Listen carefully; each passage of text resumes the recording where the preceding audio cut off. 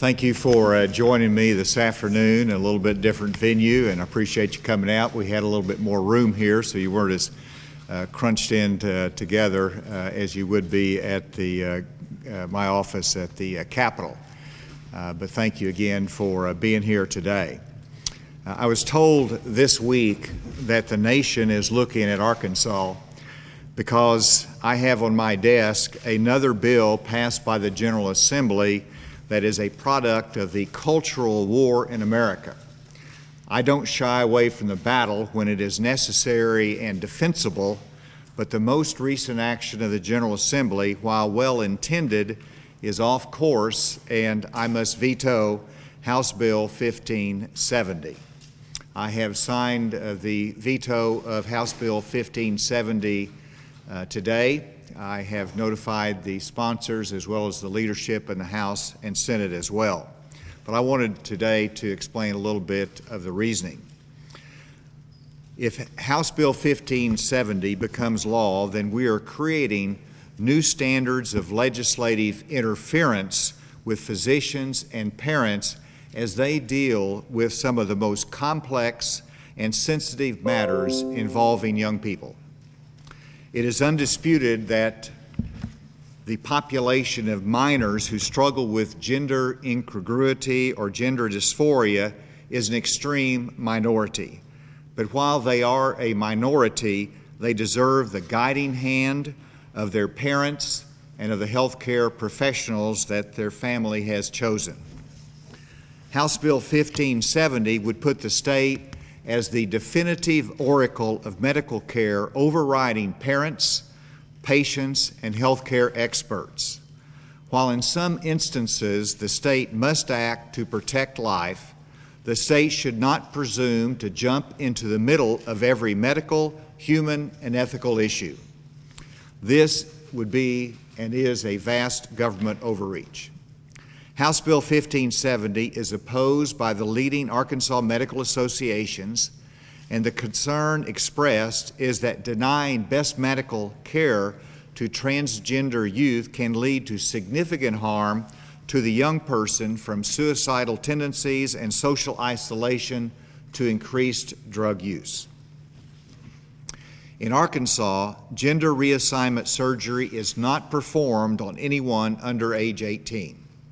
If House Bill 1570 simply prohibited gender reassignment surgeries, then I would sign the bill. But the bill is overbroad, extreme, and does not grandfather those young people who are currently under hormone treatment. In other words, the young people who are currently under a doctor's care will be without treatment when this law goes into effect. That means they will be looking to the black market or go out of state, if they can afford it, to find the treatment that they want and need. This is not the right path to put them on. Finally, I understand that the General Assembly will likely override this veto. House Bill 1570 had overwhelming support when it passed the first time, and as you know, it takes a simple majority to override the governor's veto in Arkansas. I am hopeful, though, that my action will cause conservative Republican legislators to think through the issue again and hopefully come up with a more restrained approach that allows a thoughtful study of the science and ethics surrounding the issue before acting. Government under a conservative philosophy should be restrained. This is an example of where restraint is better than overbroad actions that interfere with important relationships in our society. With that, I thank you for your attention and be glad to take any questions. This action, does this reflect any reconsideration of signing the other measures that have been targeting transgender people in Arkansas? And also, are you hoping to send a message to legislators about other measures that are out there dealing with transgender youth that are still in the pipeline? You take each bill separately, and as you know from my previous comments, the two previous bills related to transgender concerns were the Medical Conscience Act, which was broader than simply transgender. That covers a whole host of medical procedures or activity that someone may have a religious or conscious conviction against. And I look at that as consistent with freedom. It's consistent with being able to decide in a non-emergent fashion as to the health care services that you want to provide. And so I saw that as separate and distinct. The second bill was the girls in sport. And as I said, I'm a fan of women's sports, and I think it undermined women's sports to have biological males to compete in girls' sports in high school or college level. So I look at those as totally independent and separate measures. Now, the sad part about it is that the first two measures were considered as anti-transgender, anti-gay perhaps, and I think that is far from the truth. But you have to be concerned about the image that you are expressing from a state standpoint. And you know, I want people in Arkansas and across the country to understand that whether they're transgender or otherwise, that they're loved, they're appreciated, they make a part of our state, and we want to send the message of tolerance and diversity. You know, and so I looked at this bill totally separately, though, and each one of them stands on their own. And I do believe the legislators have been very well intentioned on this. They want to do what they see as the right thing, but I have one vote to cast, and I have to cast it in this fashion. Are you hoping to have any conversations with legislators ahead of this vote to possibly override your veto, and what would those conversations look like? Well, I've already had conversations with the sponsors of the House Bill 1570, and I explained my reasonings for it. It was a courtesy call as well. We have a good relationship. We work on a lot of different bills together. I've talked to the leadership as well. But whenever you had this bill pass with overwhelming majority, I fully expect a veto override, and that's the legislative prerogative, just like this is a responsibility that I have. So, you know, I've made my statement on it, and we'll see where it goes from here. Yes? When considering House Bill 1570, did you meet with any transgender youth or healthcare providers that provide that kind of care? I did. And people who know me, they wonder why I'm taking so long to make a decision, because when I make the decision, I've got to defend it, and I have to understand it. And so this weekend was the same pattern I've had previously. I've talked to, last week, I talked to transgender individuals who expressed their viewpoints to me. I've met with Arkansas Children's Hospital in terms of their treatment protocols and how they handle these issues and why they set up a specialty on this. I talked to national leaders on this as well, on both sides of the equation, and along with receiving literally hundreds, if not thousands, of communications from individuals across the country and across Arkansas. Back in 2015, when you kind of got to this point with the religious freedom bill that popped up, you sent it back with a lot of changes. You wanted it more narrowly focused, and they did that for you. Why not go that route? Well, it's one of those things you probably can only do once, and so it's one that I appreciated that they did redo the bill to give us a Religious Restoration Act that I could sign. But when it gets to my desk, I really have two options: or sign it into law, veto it, or the third option could be to let it go into law without my signature. I've done all three, and as well as trying to send it back. This is the right way constitutionally to handle it. It is simply up to the legislature as to what they do now. They have options to override, not to override, or they could, redo the legislation. But that is their prerogative once I've made this decision today. So you've mentioned a few times that you expect the legislature to override your veto. Do you have any plans to make any phone calls, have any meetings to kind of try to sustain your veto? Once they will know through private communication and the communication today, my decision and my reasoning on this, and we'll see where it goes from there. Steve? Yes, sir. To what extent, if any, or to what extent was it communicated to you either through AEDC or directly to your executive offices, the prospect of economic development, I don't want to say retaliation, perhaps, or inhibitions in moving forward? Actually, there was very little, if any, expressed on these bills in terms of economic impact. Now, you see what's happening around the country, and you recognize corporate policy can engage in some of these social, cultural issues. And so it wouldn't have surprised me had that occurred, but in fact it did not occur. I think the message of business and message of those concerned about the economic future of Arkansas, the focus has been on passing a hate crimes bill, which will be in Senate committee this afternoon. And so that's their hope, and I think that's what they've concentrated on. I have not had a great deal of communications on the business side on this particular issue. On topic of that hate crime legislation, this is the second hate crime bill that's proposed, kind of an alternative. You had previously said that you do support the first one.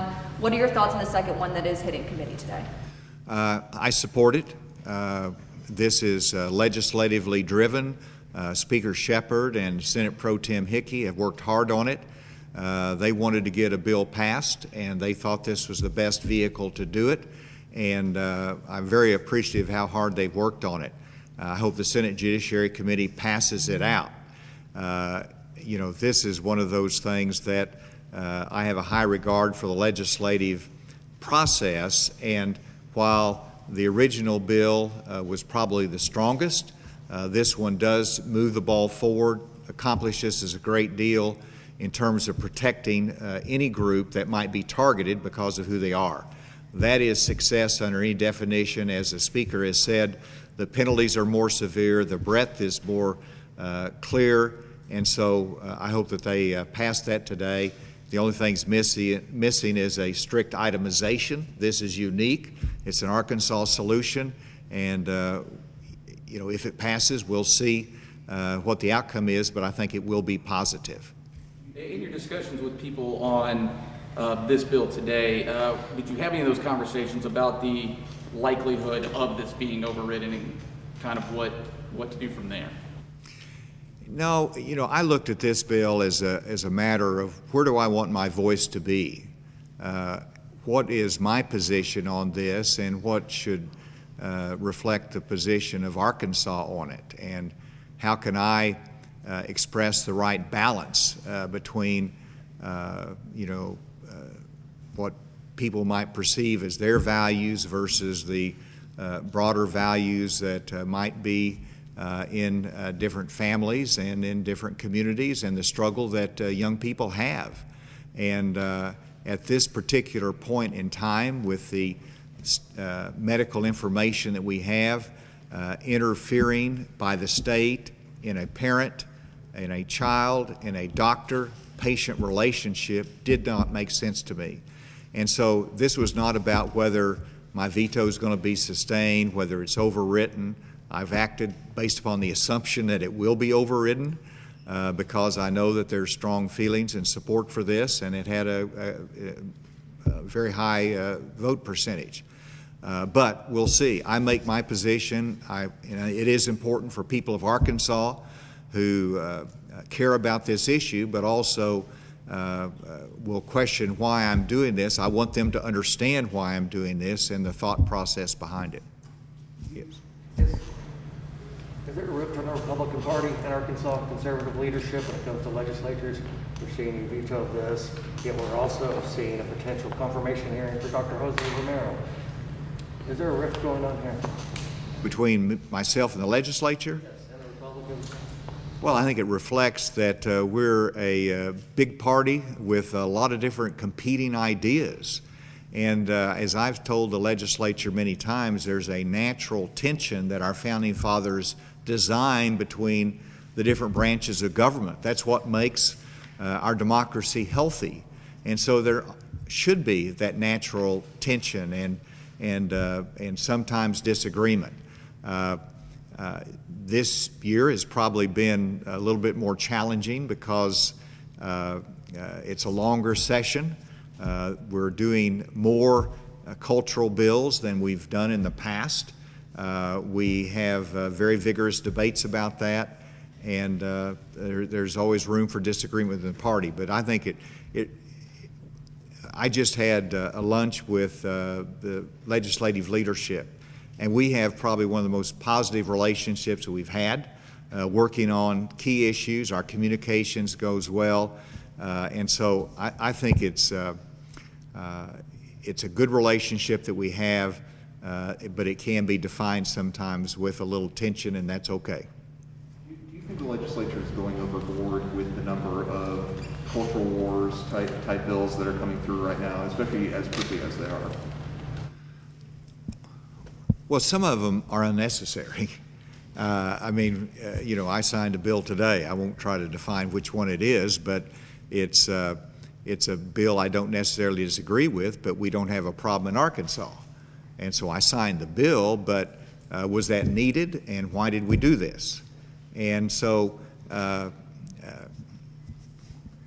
I've always concentrated on the tenets of the Republican Party, which, if you go back to the Ronald Reagan era, it is social conservatism, it is economic conservatism, and it is strong defense. Well, in Arkansas, we don't have to worry about the defense side of things, and so we're looking at our economic conservatism, and we're looking at our cultural or social conservatism, and sometimes those clash. And that's where you get some tension. And it's okay because we all have different perspectives that we bring. But sometimes it is important to remind ourselves that part of Republican principles is a restrained government. Part of the base of the Republican Party is that libertarian strain. Well, the more you act as a government on some of these social issues, which, again, I'm pro-life, and so, but that's a life that is issued, and I sign those bills, I support those bills, I want those bills. But sometimes you've got to pull back and say, is this really the role of the state? Is this really reflecting confidence in parents and doctors to make good decisions? And so I hope that my statement today, both here in Arkansas but also nationally, just causes Republicans to think again about who we are and how sometimes we have to restrain government in areas that in our own personal lives we might say, we're going to act in a particular way but we can't make everybody else act in the same way. That's, to me, called a restrained government. Do you think this could withstand a legal challenge? ACLU has said if it's enacted, they will sue. I don't know the answer to that. The big concern I had is that you have patients in Arkansas, and there's probably fewer than 200 young people in Arkansas that would be on any kind of hormone treatment with the permission of their parent and their doctor. This does not have a grandfather clause, as I said. And so if this bill is passed, what happens to those young people that are currently under treatment? That makes my heart hurt to think about it, and I wish the legislation should have included a grandfather clause as well as being more narrow. Governor, how much did your conversations over the past few days with transgender people or people in the Target Children's Hospital change your mind or affect your decision? Well, it educates me and it informs me. And so it strengthens your compassion. It gives you more understanding. But at the same time, those that I spoke on the other side of the equation also informed me, and I understood their sincerity. And that's what makes these kind of things a tough decision, because both sides of this issue are well-meaning, looking after the good of our society in their own way. And so I wouldn't want to say one side informed me the most. Both sides informed me, and I had to make a judgment. The NCAA has indicated that they may not want to hold tournaments in states with laws like Senate Bill 354 affecting transgender participation in sports. And then we've seen with the MLB's response to voting laws in Georgia. What's your response to those kind of athletic organizations making? All right, I'm scared. Can you talk a little bit slower for me, or Sure. take off your mask if you could? Trying to project. So the NCAA has indicated that they may not want to hold tournaments in states with laws like Senate Bill 354, and then we've seen the MLB's response to new voting laws in Georgia.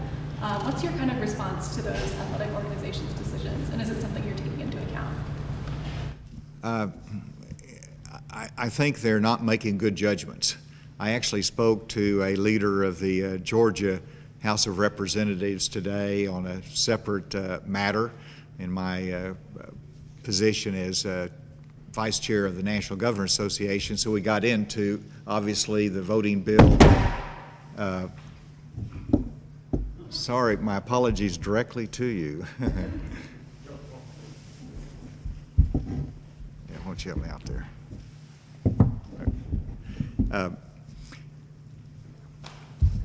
Whether you agree or disagree with the Georgia law, it hurts the average citizen of Georgia.